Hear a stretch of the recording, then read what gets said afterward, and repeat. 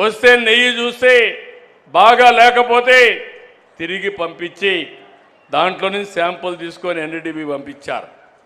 NDDB పంపిస్తే అందులో నుంచి ఎనిమల్ ఫ్యాట్ ఉందని ఆ రోజు చెప్పారు. అది చెప్పిన తర్వాత నేను ఆలోచించి ఇది నేను చెప్పకపోతే నా మీద అప్రతిష్ట వస్తుంది, అపవాదు వస్తుందనే ఉద్దేశంతో నేను చెప్పాను. తర్వాత లేనిపోని సమస్యలన్నీ క్రియేట్ చేసి సుప్రీంకోర్టు వరకు పోయే పరిస్థితికి వచ్చారు. సిట్ వేశారు. ఆ సిట్లో వచ్చినటన్నీ మీరు చదివి ఉంటారు. చాలా స్పష్టంగా చెప్పారు, అసలు ఇది నెయ్యే కాదు, కెమికల్స్తో తయారు చేసిన నెయ్యి అని చెప్పారు.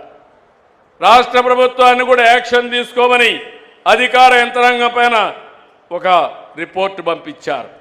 ఇవన్నీ వస్తే తప్పుని తప్పించుకోవడానికి, వాళ్ళు చేసిన తప్పును వేరే వాళ్ళపైన వేయడానికి ప్రయత్నం చేసే నీచులున్నారంటే ఏమనాలి నాకైతే అర్థం కావడంలా.